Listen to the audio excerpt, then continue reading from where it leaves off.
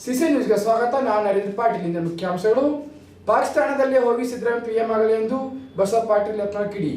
ಬಸವಣ್ಣವರ 892ನೇ ಜಯಂತ್ಯೋತ್ಸವ ಕಾರ್ಯಕ್ರಮ ಏಪ್ರಿಲ್ 28ರಿಂದ ವಿವಿಧ ಕಾರ್ಯಕ್ರಮ. ಜಯರಾಜ್ ಖಂಡ್ರೆ. ಹೊಣಕೆರೆ ಪರಿಸರ ಪ್ರವಾಸೋದ್ಯಮ ಮತ್ತು ಸಂರಕ್ಷಣಾತ್ಮಕ ಕಾಮಗಾರಿ ಸ್ಥಳ ವೀಕ್ಷಣೆ 11 ಕೋಟಿ ರೂಪಾಯಿ ಮಂಜೂರು. ಸಚಿವ ಈಶ್ವರ್ ಖಂಡ್ರೆ. ಹಾಗೂ ಬಸವ ಜಯಂತಿ ಹಾರಿಗೆ ಬಸವೇಶ್ವರ ದಿವಸದಲ್ಲಿ 28ರಿಂದ ವಿವಿಧ ಕಾರ್ಯಕ್ರಮ. ಬಸವರಾಜ್ ಪಾಟೀಲ್. ಪಾಕಿಸ್ತಾನದ ಮೇಲೆ ಯುದ್ಧ ಅನಿವಾರ್ಯ ಇಲ್ಲ ಎಂದು ಸಿಎಂ ಹೇಳಿಕೆ ವಿಚಾರಕ್ಕೆ ಯತ್ನಾಳ್ ಕಿಡಿಕಾರಿದ್ದರು. ಸಿಎಂ ಸಿದ್ದರಾಮಯ್ಯ ಪಾಕಿಸ್ತಾನದ ಏಜೆಂಟ್ ಎಂದು ಕಿಡಿಕಾರಿದ ಶಾಸಕ ಯತ್ನಾಳ್. ಸಿದ್ದರಾಮಯ್ಯ ಮಗ ಎಚ್.ಸಿ. ಮಹದೇವಪ್ಪ ಮಗ ಜಮೀರ್ ಅಹಮದ್ ಮಗ ಏನಾದರೂ ಕಾಶ್ಮೀರಕ್ಕೆ ಹೋದ್ರೆ ಜಮೀರ್ ಮಗ ಮತ್ತು ಮಾತ್ರ ವಾಪಸ್ ಬರುತ್ತಿದ್ದು, ಕಲ್ಮ ಓದಕ್ಕೆ ಬರುತ್ತಾ ಅಂತ ಕೇಳಿ ಉಗ್ರರು ದಾಳಿ ನಡೆಸಿದ್ದಾರೆ. ಸಿದ್ದರಾಮಯ್ಯಗೆ ನಾಚಿಕೆ ಮಾನ ಮರ್ಯಾದೆ ಇಲ್ಲ, ಯುದ್ಧ ಬೇಡ ಅಂತ ಹೇಳಕ್ಕೆ ಇವನ್ಯಾರು ಎಂದು ಸಿಎಂ ಸಿದ್ದು ವಿರುದ್ಧ ಏಕವಚನದಲ್ಲಿ ವಾಗ್ದಾಳಿ. ವಿಚಾರದಲ್ಲಿ ಭದ್ರತಾ ವೈಫಲ್ಯವನ್ನ ಕೇಂದ್ರದವರೇ ಒಪ್ಪಿಕೊಂಡಿದ್ದಾರೆ ಅಂತ ನಾನು ಸತ್ಯನೇ ಹೇಳಿದ್ದೀನಿ. ಅಲ್ಲಿ ಭದ್ರತೆ ವ್ಯವಸ್ಥೆಯನ್ನ ಸರಿಯಾಗಿ ಮಾಡಬೇಕಾಗಿತ್ತು. ಯಾತ್ರಾರ್ಥಿಗಳು ಹೋಗ್ತಾ ಸ್ಥಳ, ಮತ್ತೆ ಹಿಂದೆ ಪುಲ್ವಾಮಾದಲ್ಲಿ 40 ಜನ ಸೈನಿಕರು ಸತ್ತೋಗಿದ್ದಂತ ಜಾಗ. ಇವ್ರಿಗೆ ಬಹಳ ಎಚ್ಚರಿಕೆಯಿಂದ ಇರಬೇಕು. Intelligence file, security file. ಕೇಂದ್ರ ಸರ್ಕಾರದವರು ಭದ್ರತೆ ಕೊಡಕ್ಕಾಗ್ಲಿಲ್ಲ. ಅವ್ರಿಗೆ ಜನ ನಂಬ್ಕೋತಾರೆ, ಕೊಡ್ಲಿಲ್ವಲ್ಲ. ಈಗೇನೆಲ್ಲ ಕ್ರಮಗಳು ತಗೊಂಡ್ರು ಕೂಡ 26 ಜನ ವಾಪಸ್ ಬರ್ತಾರ. ಯುದ್ಧ ಮಾಡಬೇಕಾದಂತ ಅಗತ್ಯ ಇಲ್ಲ.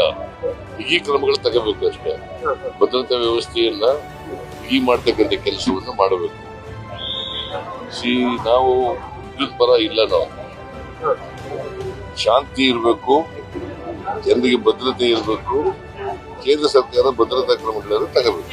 ಸರ್ವಪಕ್ಷಗಳ ಸಭೆಗೆ ಅದಾನಿ ಅವರು ಗೈರಾಗಿದ್ದಾರೆ. ಪ್ರಧಾನಮಂತ್ರಿ ಇರ್ಬೇಕಲ್ವಾ? ಅವರು ಬಿಆರ್ ಚುನಾವಣೆ ಪ್ರಚಾರಕ್ಕೆ ಹೋಗಿದ್ದಾರೆ. ಸಿದ್ದರಾಮಯ್ಯ ಹೇಳ್ತಾರೆ ಏನು ಸತ್ತವ್ರು ಹೊಳ್ಳಿ ಬರ್ತಾರೆ. ಭದ್ರತೆ ಮಾಡಬೇಕಾಗಿತ್ತು ಅಂತ, ಭದ್ರತೆ ಕೊಡಬೇಕಾಗಿತ್ತು ಮೋದಿ ಅವರು ಅಂತ ಹೇಳ್ತಾರೆ. ಇವರಲ್ಲಿ ಇಲ್ಲಿ ಕರ್ನಾಟಕದಾಗ ಎಷ್ಟು ಭದ್ರತೆ ಹಿಂದೂಗಳಿಗೆ ಸಿದ್ದರಾಮಯ್ಯ ಮಾನ ಮರ್ಯಾದೆ ಇದ್ರೆ ಇಡೀ ದೇಶದ ಕ್ಷಮೆ ಬಿಡು. ಈಗ ನಾ ಹೇಳ್ತೇನೆ, ಸಿದ್ದರಾಮಯ್ಯ ಪಾಕಿಸ್ತಾನ ಏಜೆಂಟ್. ನಮ್ಮ ಕರ್ನಾಟಕ ಮುಖ್ಯ ಅಂದ್ರಲ್ಲ ಪಾಕಿಸ್ತಾನ ಮುಖ್ಯ. ಅವ್ರಿಗೆ ಹೋಗಿ ಮುಂದಿನ ಸಲ ಅಲ್ಲೇ ಪ್ರಧಾನಮಂತ್ರಿ ಆಗ್ತಾರೆ. ಅರಬಿ ತಿಮ್ಮಾಪುರ ಅವರು ಎಲ್ಲ ಮುಸ್ಲಿಮರು ಭಯೋತ್ಪಾದಕರ ಅಲ್ಲ, ಮತ್ತು ಪ್ರವಾಸಿಗರ ರಕ್ಷಣೆ ಮಾಡಿದ್ದ ಮುಸ್ಲಿಮರ ಹತ್ರ ಅವ್ರು ಬರೋದು ವ್ಯಾಪ್ತಿಸ್ತಾರೆ. ಎಲ್ಲ ನಾಟಕಗಳಲ್ಲ. ಈಗ 2 ದಿವಸದಿಂದ ಹೊಂಟೈತಿ ಹೊಸ ಡೈಲಾಗ್. ಅಂದ್ರೆ ಇವರು ಮುಸ್ಲಿಮ್ ಸಪೋರ್ಟ್ ಮಾಡಿದ್ರಂತೆ. ಅಲ್ಲಿ ಇರೋರೇ ಯಾರ್ಯಾರು ಮಾಹಿತಿ ಕೊಟ್ಟರು, ಯಾರು ಇದನ್ನ ಎಲ್ಲ ಮಾಡಿಕೊಟ್ಟವ್ರು ಯಾರು ಅನ್ನೋದು ಈಗ ಅವ್ರ ಮನೆಗೆ ಹೋಗಿ ಐಡೆಂಟಿಫೈ ಮಾಡ್ಲಕತ್ತಾರಲ್ರಿ ಮಿಲಿಟ್ರಿ ಅವರು. ಸುಮ್ಮನೆ ಇವೆಲ್ಲ ಇಲ್ಲಿ ಕೂತ್ ಹೇಳ್ದಾಗ ಏನು ಅಲ್ಲಿ ಹೋಗಿ ನೋಡಿ ಬಂದ ನಮ್ಮ ಎಕ್ಸೈಸ್ ಮಿನಿಸ್ಟ್ರು ಹೋಗಿ ನೋಡಿ ಬಂದ, ಅಥವಾ ಪ್ರಿಯಾಂಕಾ ಖರ್ಗೆ ಹೋಗಿ ನೋಡಿ ಬಂದ ಅಲ್ಲಿ ಇಲ್ಲ. ಅವ್ರ ಜಾತಿ ಕೇಳಿಲ್ಲ. ಆ ಪ್ರಿಯಾಂಕಾ ಖರ್ಗೆ ಏನಾರೇ ಸ್ವಾಭಿಮಾನ ಇತ್ತು. ಮಲ್ಲಿಕಾರ್ಜುನ ಖರ್ಗೆ ಅವರ ತಾಯಿ ಮಲ್ಲಿಕಾರ್ಜುನ ಖರ್ಗೆ ಅವರು ಮುಂದನೇ ಕೊಲೆ ಮಾಡ್ತಾರೆ ರಜಾಕರು. ಯಾರು ಮಲ್ಲಿಕಾರ್ಜುನ ಖರ್ಗೆ ಅವ್ರ ಮುಂದನೇ ರಜಾಕರು ಮಲ್ಲಿಕಾರ್ಜುನ ತಾಯಿನ ಕೊಲೆ ಹೊಡಿತಾರೆ. ಗಿಡದ ಬುಡಕ ತಗೊಂಡಿರ್ತಾನೆ ಇದೇ ಮಲ್ಲಿಕಾರ್ಜುನ. ಈ ಪ್ರಿಯಾಂಕಾ ಖರ್ಗೆ ಏನು ಹೇಳ್ತಾರೆ, ರಜಾಕರು ಹೊಡೆದಲ್ಲ, ಅದು ಹಿಂದೂ ಮುಸ್ಲಿಮ್ ಅಲ್ಲ. ಮತ್ತೇನು ಹೇಳ್ಬೇಕು? ಇಂಥ ಅಯೋಗ್ಯರೆಲ್ಲರೂ. ಇವತ್ತು ಅಂಬೇಡ್ಕರ್ ಅವ್ರು ಏನು ಹೇಳ್ಯಾರ? ಬಾಬಾ ಸಾಹೇಬ್ ಅಂಬೇಡ್ಕರ್ ನಾವು ಎಲ್ಲಿ ಅಧ್ಯಯನ ಮಾಡಿದ್ವಿ? ಅಂಬೇಡ್ಕರ್ ಹೇಳ್ತಾರೆ 1942ರಾಗ ಪಾರ್ಟಿಷನ್ ಆಫ್ ಪಾಕಿಸ್ತಾನದಾಗ ಹೇಳ್ತಾರೆ, ನಾನು ಭಾರತ ಪಾಕಿಸ್ತಾನ 2 ದೇಶ ಆಗಲಿಕ್ಕೆ ನಾನು ಒಪ್ಪಿಗೆ ಇಲ್ಲ. ಒಂದು ವೇಳೆ ನೆಹರೂನೇ ಪ್ರಧಾನಮಂತ್ರಿ ಮಾಡ್ಬೇಕಂತೇಳಿ ಗಾಂಧಿ ಬಗ್ಗೆ ಅಂಬೇಡ್ಕರ್ ಹೇಳ್ಯಾರ, ಗಾಂಧಿಯನ್ನು ಮಹಾತ್ಮ ಅನ್ಬೇಡ್ರಿ, ಗಾಂಧಿಯನ್ನು ರಾಷ್ಟ್ರಪಿತ ಅನ್ಬೇಡ್ರಿ, ಅದಕ್ಕೆ ಯೋಗ್ಯ ಇಲ್ಲ. ಯಾರು? ಬಾಬಾ ಸಾಹೇಬ್ ಹೇಳ್ತೀವಿ. ಮುಂದೆ ಬಾಬಾ ಸಾಹೇಬ್ ಹೇಳ್ತಾರೆ, ಒಂದು ವೇಳೆ ಭಾರತವನ್ನು ಒಲಿದಾದ್ರೆ 2 ರಾಷ್ಟ್ರ ನೀವು ಮಾಡೋದಿದ್ರೆ ಭಾರತದಲ್ಲಿರುವ ಕೊನೆಯ ಮುಸ್ಲಿಂ ಪಾಕಿಸ್ತಾನಕ್ಕೆ ಹೋಗ್ಬೇಕು. ಪಾಕಿಸ್ತಾನ ಭಾಗದಲ್ಲಿ ಬರುವಂಥ ಕೊನೆಯ ಹಿಂದೂ ಭಾರತಕ್ಕೆ ಬಂದ ಮೇಲೆ 2 ರಾಷ್ಟ್ರಗಳನ್ನು ಮಾಡಬೇಕಂತ ಯಾರು? ಬಾಬಾ ಸಾಹೇಬ್. ಯಾಕೆ ಹೇಳಿದ್ರಂದ್ರೆ, ಇಸ್ಲಾಂ ಎಂದು ಮತ್ತೊಂದು ಧರ್ಮವನ್ನು ಅಂತಮ್ರ ತಿಳ್ಕೊಂಡಿಲ್ಲ. ಇಸ್ಲಾಂ ಈ ದೇಶದಲ್ಲಿ ಶಾಂತಿಯಿಂದ ಇರೋದಿಲ್ಲ. ಇಸ್ಲಾಂ ಇರೋದ್ರಿಂದ ಭಾರತಕ್ಕೆ ನೆಮ್ಮದಿ ಇರೋದಿಲ್ಲ. ಇವತ್ತು ಸತ್ಯಾಗ್ಲಿಕ್ಕೆ ಅಂಬೇಡ್ಕರ್ ಅವ್ರನ್ನ ನಾವು ದೂರ ಇರ್ತೀವಿ ಎಲ್ಲರೂ. ಅಂಬೇಡ್ಕರ್ ಅಂದರೆ ದಲಿತು, ಅಂಬೇಡ್ಕರ್ ಅಂದರೆ ಯಾರಿಟ್ಟವರು? ಮೇಲ್ಜಾತಿಯವರು ಪ್ಲಸ್ ಕಾಂಗ್ರೆಸ್. ಅವ್ರಿಗೆ ಭಾರತ ರತ್ನ ಅವ್ರು ಕೊಡಲಿಲ್ಲ ಕಾಂಗ್ರೆಸ್ನವ್ರು. ನೆಹರು ತಾನೇ ತೊಗೊಂಡ ಭಾರತ ರತ್ನ, ಇಂದಿರಾ ಗಾಂಧಿ ತಾನೇ ತೊಗೊಂಡ್ರು, ರಾಜೀವ್ ಗಾಂಧಿ ತಾನೇ ತೊಗೊಂಡ.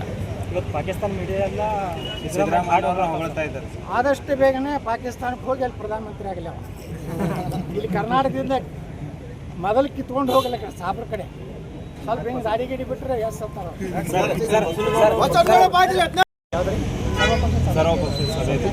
ಮೋದಿ ಅವರು ಹಾಜರಾಗಿಲ್ಲ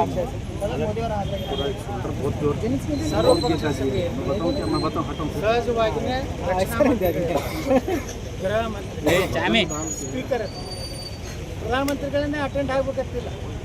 ಇವತ್ತು ರಾಹುಲ್ ಗಾಂಧಿ ಕಾಶ್ಮೀರ್ನಾಗೆ 28 ಕೊಲೆ ಇದು ಯಾವುದು ಅಲ್ಲ, ನಮ್ಮ ಹತ್ಯೆ ಯಾವುದಲ್ಲ. ರಾಹುಲ್ ಗಾಂಧಿ ಹೋಗ್ಯಾನ ಕಾಶ್ಮೀರ ಸಾಂತ್ವನ ಹೇಳ್ಯಾನ. ಅದೇ ಸಾಬ್ರ ಸತ್ತಿದ್ರೆ ಆಕಿ ಅವನ ಅಣ್ಣ ಆಕಿ ತಂಗಿ ಅದಾಳ ಒಡ್ರ, ಆ ಒಡ್ರ ಇವ ಕೂಡ ಹೋಗಿ ಅಳತಿದ್ರು. ಈಗ ಹೋಗಿ ಅಲ್ಲಿ ಹಿಂದೂಗಳಿಗೆ ಆದಾಗ ಹೋಗ್ಬೇಕು. ನಗರದಲ್ಲಿ ವಿಶ್ವಗುರು ಬಸವಣ್ಣವರ 892ನೇ ಜಯಂತ್ಯೋತ್ಸವ ಅಂಗವಾಗಿ ಏಪ್ರಿಲ್ 28ರಿಂದ 3 ದಿವಸ ವಿವಿಧ ಕಾರ್ಯಕ್ರಮ ಹಮ್ಮಿಕೊಳ್ಳುವ ಮೂಲಕ ಅರ್ಥಪೂರ್ವವಾಗಿ ಆಚರಣೆ ನಡೆಸಲಾಗಿದೆ ಎಂದು ಬಸವ ಜಯಂತ್ಯೋತ್ಸವ ಸಮಿತಿ ಅಧ್ಯಕ್ಷ ಜಯರಾಜ್ ಖಂಡ್ರೆ ಹೇಳಿದರು. 28, 29 ಮತ್ತು 30ರಂದು ನಡೆಯುವ ಎಲ್ಲ ಕಾರ್ಯಕ್ರಮದ 28ನೇ ತಾರೀಕಿಗೆ ಮುಂಜಾನೆ ಇಷ್ಟಲಿಂಗ ಪೂಜಾ ಶರಣ ಉದ್ಯಾನದಲ್ಲಿ ನಡೆಯಲು ಆಗುತ್ತದೆ. ಅದಕ್ಕೆ ದಿವ್ಯ ಸಾನ್ನಿಧ್ಯವನ್ನು ಅಕ್ಕ ಗಂಗಾಂಬಿಕಾ ಅಕ್ಕನವರು ನಡೆಸಿಕೊಡಲಿದ್ದಾರೆ. ಅಧ್ಯಕ್ಷತೆ ಅಕ್ಕ ವಿಜಯಶ್ರೀ ಬಸೆಟ್ಟಿ, ಅಧ್ಯಕ್ಷರು ಮಹಿಳಾ ಬಸವ ಜಯಂತಿ ಉತ್ಸವದ ಮಹಿಳಾ ಅಧ್ಯಕ್ಷರು. ನಮ್ಮ ಮುಖ್ಯ ಅತಿಥಿಗಳು ಗೌರವ ಅಧ್ಯಕ್ಷರಾಗಿರ್ತಕ್ಕಂಥ ಶಕುಂತಲಾ ಬೆಂದಾಳೆ ಅವರು, ಅನೇಕ ಥರ ಎಲ್ಲ ನಮ್ಮ ಅಕ್ಕ ತಂಗಿಯಂದರು ಎಲ್ಲ ಶರಣರು ಇದರಲ್ಲಿ ಭಾಗವಹಿಸ್ತಾ ಇದ್ದಾರೆ. ಅದೇ 28ನೇ ತಾರೀಕಿಗೆ ಸಾಯಂಕಾಲ ಉದ್ಘಾಟನೆ ಸಮಾರಂಭ. ಉದ್ಘಾಟನೆ ಎಲ್ಲಿ ಅಂದರೆ ಡಾಕ್ಟರ್ ಚನ್ನಬಸವ ಪಟ್ಟದೇವರ ರಂಗಮಂದಿರದಲ್ಲಿ ಈ ಕಾರ್ಯಕ್ರಮ ನಡೀತದೆ.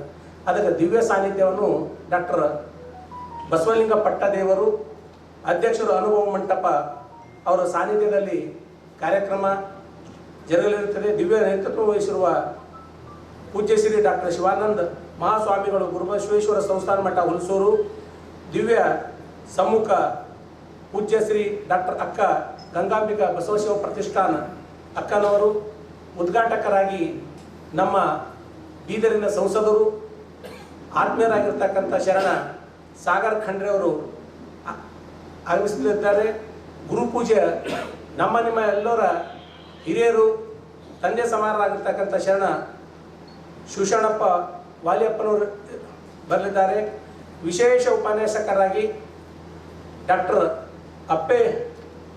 ಅಪ್ಪೇಗೆರೆ ಸೋಮಶೇಖರ್ ಅವರು ಬರಲಿದ್ದಾರೆ. ಅನೇಕ ನಮ್ಮ ಬಸವ ಜಯಂತಿಯ ಉತ್ಸವದ ಎಲ್ಲ ಪದಾಧಿಕಾರಿಗಳು, ಎಲ್ಲ ಸಲಹಾ ಸಮಿತಿಯ ಹಿರಿಯರು ಎಲ್ಲರೂ ಭಾಗವಹಿಸ್ತಾ ಇದ್ದಾರೆ 28ನೇ ತಾರೀಕಿಗೆ. ಅದೇ 29ನೇ ತಾರೀಕಿಗೆ ಮತ್ತೆ ವಚನ ಪಾರಾಯಣ ಸ್ಥಳ ಅದು ಶರಣ ಉದ್ಯಾನದಲ್ಲಿ ಮಾಡಲಾಗುತ್ತದೆ. 29ನೇ ತಾರೀಕಿಗೆ ಮುಂಜಾನೆ 6 ಗಂಟೆಗೆ ಅಲ್ಲಿ ದಿವ್ಯ ಸಾನ್ನಿಧ್ಯವನ್ನು ಪೂಜ್ಯ ಅಕ್ಕ ಗಂಗಾಂಬಿಕಾ ಅಕ್ಕನವರ ನೇತೃತ್ವದಲ್ಲಿ ನಡೆಯಲಿದೆ. ಇದಕ್ಕೆ ಅಧ್ಯಕ್ಷತೆಯನ್ನು ನಮ್ಮ ಮಹಿಳಾ ಪ್ರಧಾನ ಕಾರ್ಯದರ್ಶಿಯಾಗಿರ್ತಕ್ಕಂಥ ವಿಜಯಲಕ್ಷ್ಮಿ ಕೌಟ್ಗೆ ಅವರು ಅಧ್ಯಕ್ಷತೆ ವಹಿಸಿರುತ್ತಾರೆ. ಮುಖ್ಯ ಅತಿಥಿ ಚಂದ್ರಶೇಖರ್ ಪಾಟೀಲ್ ಅವರಲ್ಲಿ ಡಾಕ್ಟರ್ ದೇವಿಕಾ ನಾಗುರಿ ಅಕ್ಕರವರು, ಶೀಲಾ ಸೋಮಶೇಖರ್ ಪಾಟೀಲ್ ಗಾರ್ಗೆ ಅಕ್ಕನವರು, ಅದೇ ಥರ ಎಲ್ಲ ನಮ್ಮದು ಮಹಿಳಾ ಸಂಘಟನೆದ ಎಲ್ಲ ಅಕ್ಕಂದಿಯರು ಈ ಕಾರ್ಯಕ್ರಮದಲ್ಲಿ ಭಾಗಿಯಾಗಿರುತ್ತಾರೆ. ಅದೇ ಥರ ರಾತ್ರಿ ಡಾಕ್ಟರ್ ಚನ್ನಬಸವ ಪಟ್ಟದೇವರ ರಂಗಮಂದಿರದಲ್ಲಿ ವಚನ ಸಂಗೀತ ಕಾರ್ಯಕ್ರಮ ಸಂಜೆ 6 ಗಂಟೆಗೆ. ಅದಕ್ಕೆ ದಿವ್ಯ ಸಾನ್ನಿಧ್ಯವನ್ನು ವಹಿಸಿರ್ತಕ್ಕಂಥ ಪೂಜ್ಯ ಶ್ರೀ ಗುರುಬಸವ ಪಟ್ಟದೇವರ ಹಿರೇಮಠ ಸಂಸ್ಥಾನ ಭಾಲ್ಕಿ ಅವರ ಸಾನ್ನಿಧ್ಯದಲ್ಲಿ ನಡೆಯುತ್ತಿದೆ. ದಿವ್ಯ ಸಾನ್ನಿಧ್ಯ ಪೂಜ್ಯ ಶ್ರೀ ಸಿದ್ದರಾಮೇಶ್ವರ ಮಹಾಸ್ವಾಮಿಗಳು ಬಸವಧರ್ಮ ಪೀಠ ಬಸವ ಕಲ್ಯಾಣ, ಪೂಜ್ಯ ಶ್ರೀ ಸಿದ್ದರಾಮ ಶರಣರು ಬೆಲ್ದಾಳ್ ಬಸವ ಯೋಗಾಶ್ರಮ ಕೌಟಾಬಿ, ಪೂಜ್ಯ ಶ್ರೀ ಜ್ಯೋತಿರ್ಮಯೇಂದ್ರ ಸ್ವಾಮೀಜಿ ರಾಮಕೃಷ್ಣ ಆಶ್ರಮ ಬೀದರ್, ಪೂಜ್ಯ ಶ್ರೀ ಮಾತೆ ಮೈತ್ರಾದೇವಿ ಗುರುಭದ್ರೇಶ್ವರ ಚೌಕಿಮಠ್ ನಿಡುವಂಚ ಅವರು ಇದಕ್ಕೆ ಅಧ್ಯಕ್ಷತೆಯನ್ನು ನಮ್ಮ ಹಿರಿಯರಾಗಿರ್ತಕ್ಕಂಥ ಬಸವರಾಜ ಬುಳ್ಳ ಅವರು, ಬೊಳ್ಳಪ್ಪ ಮಂಗಲ್ಗೆ ಅವರು, ಚಂದ್ರಶೇಖರ್ ಹೆಬ್ಬಳ್ಳಿ ಅವರು, ಇದಕ್ಕೆಲ್ಲ ನಮ್ಮ ಹಿರಿಯರು ಇದಕ್ಕೆ ಬರ್ತಾ ಇದ್ದಾರೆ ಮುಖ್ಯ ಅತಿಥಿಗಳಾಗಿ.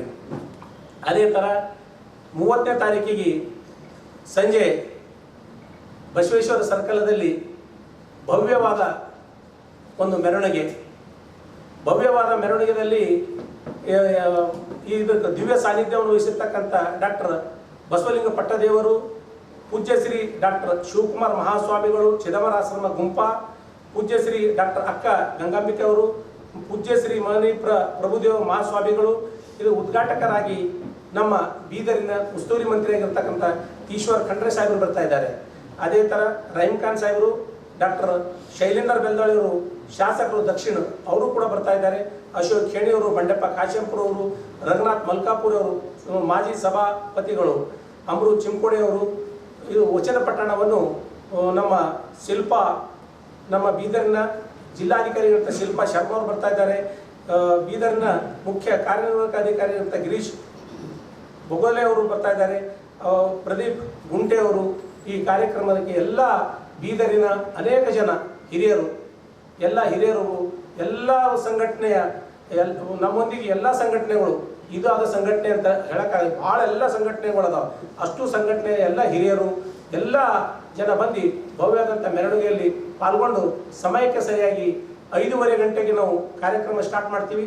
5:30ಗೆ ಸ್ಟಾರ್ಟ್ ಮಾಡಿದ್ರು ಎಲ್ಲ ವೇದಿಕೆ ಕಾರ್ಯಕ್ರಮ ಮುಗಿಸ್ಕೊಂಡು 6:30ಗೆ ನಮ್ಮದು ಮೆರವಣಿಗೆ ಸ್ಟಾರ್ಟ್ ಆಗ್ತದೆ. ಎಲ್ಲಿಗೆಂದು ಚೌಬಾರದಿಂದ ಸ್ಟಾರ್ಟ್ ಆಗಿ ಗವನ್ ಚೌಕ್ಲಿಂದ ಅಂಬೇಡ್ಕರ್ ಸರ್ಕಲ್ನಿಂದ ಪೂರ ಎತ್ತಕ್ಕೆ ಹರಳೆ ಚೌಕಿಗೆ ಬಂದು ಮುಕ್ತಾಯ ಆಗ್ತದೆ. ಡಿಸಿಎಫ್ಎಸ್ ಬಲ್ಲಿ ಬಂದು ಅದಕ್ಕೆ ತಾವೆಲ್ಲರೂ ಸಹಕಾರ ಮಾಡಬೇಕು. ಅದೇ ಥರ ನಮ್ಮದು ಇದೇ ಕಾರ್ಯಕ್ರಮದಲ್ಲಿ 29/4/2025 ಮುಂಜಾನೆ 11ರಿಂದ 5 ಗಂಟೆವರೆಗೆ ಲಿಂಗೈಕ್ಯ ಶಕುಂತಲಾ ವಾಲಿ ಅವರ ಒಂದು ಶ್ರಮಣಸ್ಥವಾಗಿ ಉಚಿತ ಆರೋಗ್ಯ ಶಿಬಿರವನ್ನು ವಾಲಿಶ್ರೀ ಆಸ್ಪತ್ರೆಯಲ್ಲಿ ಮಾಡಲಾಗಿರುತ್ತದೆ. ಅದಕ್ಕೂ ಕೂಡ ತಾವು ಎಲ್ಲ ಮಾಧ್ಯಮದ ಮಿತ್ರರು ಕೂಡ ಇದಕ್ಕೆ ಸಹಕಾರ ಮಾಡಿ ಆದಷ್ಟು ಎಲ್ಲರಿಗೂ ಪ್ರಚಾರ ಕೊಟ್ಟು ಜಾಸ್ತಿ ತಾವು ಇದಕ್ಕೆ ಸಹಕಾರ ಮಾಡಬೇಕಂತೇಳಿ ತಮ್ಮಲ್ಲಿ ನಾ ಕಳಕಳಿಯಿಂದ ಕೇಳ್ಕೊಂಡು ಎಲ್ಲ ನಮ್ಮ ಹಿರಿಯರು ಬಂದಿದ್ರಿ. ಎಲ್ಲರೂ ನಮ್ಮ ಪತ್ರಕರ್ತರಿಗೂ, ನಮ್ಮ ಹಿರಿಯರಿಗೂ, ನಮ್ಮ ಹಿತೈಷಿಗಳಿಗೂ, ಎಲ್ಲ ಬಸವ ಅಭಿಮಾನಿಗಳಿಗೂ ನಾನು ಕಳಕಳಿಯಿಂದ ಕೇಳ್ಕೊಳ್ಳೋದಂದ್ರೆ ಇದು ಮೆರವಣಿಗೆಯಲ್ಲಿ ತಾವು ಆದಷ್ಟು ಒಂದು ಪ್ರಚಾರ ಕೊಡ್ಬೇಕಂತ ಹೇಳಿ ನಾನು 2 ಮಾತು ಮುಗಿಸ್ತೀನಿ. ಶರಣಾರ್ಥಿ. ಎಲ್ಲರೂ ಈ ಕಾರ್ಯಕ್ರಮವನ್ನು ಮುಗಿಸ್ಕೊಂಡು ಪ್ರಸಾದನು ನಾನು ಈ ನಮ್ಮ 22 ತಾರೀಕಿಗೆ ಏನು ದೇಶದಲ್ಲಿ ಒಂದು ಅನಾಹುತ ಆಯಿತು. ದುಷ್ಟ ಶಕ್ತಿಗಳು ಅಮಾಯಕರನ್ನು ಕೊಂದು ಅಟ್ಟಹಾಸವನ್ನು ಮೆರೆದರು. ಅಂಥ ಒಂದು ದುಷ್ಟ ಕೃತ್ಯಕ್ಕೆ ನಾನು ಮೊಟ್ಟ ಮೊದಲು ಖಂಡಿಸುತ್ತೇನೆ. ಅದೇ ರೀತಿ ಇದೇ ಈಗ ನಮ್ಮ ಅಧ್ಯಕ್ಷರು ಮಾತಾಡೋ ಹೊತ್ತಿಗೆ ಭವ್ಯ ಮೆರವಣಿಗೆ ಅಂದರು. ಅದಕ್ಕೆ ನಾನು ಅವ್ರಿಗೆ ಮೊದಲೇ 2 ದಿವಸವಾಗಿ ಹೇಳಿದ್ದೆ, ಭವ್ಯ ಮೆರವಣಿಗೆ ಅಲ್ಲ, ಭವ್ಯ ಮೆರವಣಿಗೆ ಇಂಥ ದುಃಖದ ಸಮಯದಲ್ಲಿ ನಾವು ಭವ್ಯ ಮೆರವಣಿಗೆ ಮಾಡೋದಿಲ್ಲ, ಮೆರವಣಿಗೆ ಮಾಡ್ತೀವಿ. ಆದರೆ ಈಗ ಅಧ್ಯಕ್ಷರಿದ್ದಾರೆ, ಅವರು ಸರ್ವಾಧಿಕಾರಿ, ಅವರು ಮಾಡಿದ್ರು ಅದಕ್ಕೆ ನನಗೆ ಬೇಡ ಇಲ್ಲ. ಆದರೆ ನಾನು ವಿನಂತಿ ಮಾಡ್ಕೊಳ್ತೀನಿ ಸಮಿತಿಯವರಿಗೆ, ಎಲ್ಲ ಸದಸ್ಯರಿಗೆ, ಭವ್ಯ ಎಂಬ ಶಬ್ದ ದಯಮಾಡಿ ಈ ಕಾರ್ಯಕ್ರಮಗಳಲ್ಲಿ ಬೆಳೆಸಬೇಡಿ. ಈ ದುಃಖದ ಸಮಯದಲ್ಲಿ ಯಾವಾಗ ನಾವು ಆ ದುಷ್ಟ ಶಕ್ತಿಯನ್ನು ಮೆಟ್ಟು ಪಾಕಿಸ್ತಾನಕ್ಕೆ ಬುದ್ಧಿ ಕಲಿಸ್ತೇವಲ್ಲ, ಆವಾಗ ಮತ್ತೊಂದು ಭವ್ಯ ಮೆರವಣಿಗೆ ಮಾಡಿ ಅದಕ್ಕೊಂದು ಸಂತೋಷ ಬರ್ತದೆ. ಅದಕ್ಕೆ ಭವ್ಯ ಮೆರವಣಿಗೆ ಅಲ್ಲ, ಬಸವಣ್ಣವರ ಮೆರವಣಿಗೆ ಇರ್ತದೆ. ಯಾಕಂದರೆ ಅವ್ರದ್ದು ಜಯಂತಿ, ವಿಶ್ವಕ್ಕೆ ಎಲ್ಲರಿಗೆ ಮಾರ್ಗದರ್ಶಕರು. ಅಂಥ ಒಂದು ದೊಡ್ಡ ಮೆರವಣಿಗೆ ತಾವೇನು ಮಾಡ್ತೀವಿ ಅದಕ್ಕೆ ಭವ್ಯ ಮೆರವಣಿಗೆ ಅಲ್ಲ. ಸ್ವಾಮಿಗಳಿರ್ತಾರೆ, ರಾಜಕಾರಣಿಗಳಿರ್ತಾರೆ, ಬಸವಣ್ಣವರ ಅನುಯಾಯಿಗಳಿರ್ತಾರೆ, ಬಸವ ತತ್ವ ಅಭಿಮಾನಿಗಳಿರ್ತಾರೆ. ಅಂಥವರು ಆ ತತ್ವವನ್ನು ಇದು ಮಾಡ್ತಾರೆ. ಮತ್ತೊಂದು ಅಧ್ಯಕ್ಷರು ಹೇಳಿದ್ರು ಸಂಗೀತ ಕಾರ್ಯಕ್ರಮ ಅಲ್ಲ, ಅಲ್ಲಿ ಸೈನಿಕರ ಬಗ್ಗೆ ಇರ್ತಕ್ಕಂಥ ನಾಟಕವನ್ನು ಮಾಡ್ತಾ ಇಲ್ಲ. ಯಾಕಂದರೆ ನಾನು 2 ವಿನಂತಿ ನಂದು ಅಧಿಕಾರ ಇಲ್ಲ, ಆದರೆ ನಾನು ವಿನಂತಿ ಮಾಡ್ಕೊಂಡಿದ್ದ ಅಧ್ಯಕ್ಷರಿಗೆ, ಆ ಸಮಿತಿಯವರಿಗೆ ಏನಂದರೆ, ಜೋರಾಗಿ ಹಾಡಿ ನಾವು ಸಂತೋಷದ ಕೂಟ ಮಾಡಿದಂಗೆ ಅದು ಅಲ್ಲ. ಅದು ಒಂದು ರೀತಿ ನಾವು ಕಾರ್ಯಕ್ರಮ ಮಾಡಬೇಕೇ ವಿನ ಸೈನಿಕರು ಏನು ಗಡಿ ಭಾಗದಲ್ಲಿ ಹೋರಾಡಿ ಇದು ಮಾಡಿದ್ರು ಅಂಥದ್ದೇನಾದರೂ ಪ್ರಚಾರ ಇದ್ರು ಮಾಡಬೇಕು. ಅದಕ್ಕೆ ಆ ರೀತಿಯಿಂದ ಅದು ನಾನು ಹೇಳಿದ್ದೆ. ಅದಕ್ಕೆ ಯಾವ ರೀತಿ ಮಾಡ್ತಾರೆ ಅವ್ರಿಗೆ ಬಿಟ್ಟಿದ್ದು. ನಾನು ಮಾತ್ರ ಸರ್ದಾರ್ ವಲ್ಲಭಾಯ್ ಪಟೇಲ್ ಪ್ರತಿಷ್ಠಾನದಿಂದ ಕೇಳ್ಕೊಟ್ಟಿದ್ದೆ ಅವರಿಗೆ. ನನ್ನೇನು ಒತ್ತಾಯ ಅಲ್ಲ, ಅದು ನನ್ನ ಅನಿಸಿಕೆ. ಅದು ಅವ್ರಿಗೆ ಎಷ್ಟು ಮಟ್ಟಿಗೆ ಹೋಗ್ತಾರೆ ಎಷ್ಟು, ಯಾಕಂದರೆ ನಾನು ಅದು ಹೇಳಲಿಕ್ಕೆ ಒಂದೇ ಒಂದು ಕಾರಣ, ಬಸವಣ್ಣವರು ದಯಾಮಯಿ, ದಯವಿಲ್ಲದ ಧರ್ಮದ ಅವದಯ ಅಂತ ಹೇಳಿದರು. ಆ ದಯ ಇಲ್ದಂಗೆ ಇಲ್ಲೇನು ಹುಚ್ಚಾಟ ಆಗಿದೆ. ಅವ್ರದ್ದು ಸಮಯದಲ್ಲಿ ಅವರ ಜಯಂತಿ ಭಯವಾಗಿ ಸಂಗೀತಮಯವಾಗಿ ಅಥವಾ ದೊಡ್ಡ ರ್ಯಾಲಿ ಅದು ಏನು ಅದು ಅಂತ ಬಿಟ್ಟುಬಿಟ್ಟಾರೆ. ಅವ್ರಿಗೆ ನಾನು ಧನ್ಯವಾದ ಅರ್ಪಿಸ್ತೀನಿ. ಬೈಕ್ ರ್ಯಾಲಿ ಮಾಡಿಲ್ಲ, ಮಾಡ್ತೇವೆ ಅಂತ ಹೇಳಿಲ್ಲ. ಅದಕ್ಕೆ ಇಂಥ ರೀತಿ ಒಂದು ಪ್ರವೃತ್ತಿ ನಾವು ಬೆಳೆಸಬೇಕು. ಯಾಕೆ ಈ ಮಾತು ಹೇಳ್ತೀನಿ ಅಂದರೆ, ಬಸವ ತತ್ವಾನುಯಾಯಿಗಳ ಇದು ಯಾವುದೇ ಒಂದು ಜಾತಿ ಧರ್ಮ ಅಲ್ಲ. ಇದು ಬಸವ ತತ್ವವನ್ನು ಹೋಗ್ತಕ್ಕಂಥ ಯಾರೇ ವ್ಯಕ್ತಿ ಇರಲಿ ಅವ್ರದ್ದಿದು ಧರ್ಮ ಒಂದು ಜಾತಿಗೆ ಅನ್ನೋದಿಲ್ಲ. ಈಗ ಅದು ವಿಶ್ಲೇಷಣೆಗೆ ಹೋದ್ರೆ ಮತ್ತೆ ಬೇರೆ ಆಗ್ತದೆ. ಇವು ಯಾವ ಧರ್ಮ ಅಲ್ಲ. ನಾವೇನು ಇವತ್ತು ಹೋಗಾಡ್ಲಿರ್ತೀವಿ ವೀರಶೈವ ಧರ್ಮ ಅಂತೇಳಿ, ಲಿಂಗಾಯತ ಧರ್ಮ ಅಂತೇಳಿ, ಇಸ್ಲಾಂ ಧರ್ಮ ಅಂತೇಳಿ, ಯಾವ ಧರ್ಮ ಅಲ್ಲ. ಧರ್ಮವನ್ನು ತಿಳ್ಕೋಲಿಕ್ಕೆ ನಡೀತಕ್ಕಂಥ ದಾರಿಗಳು.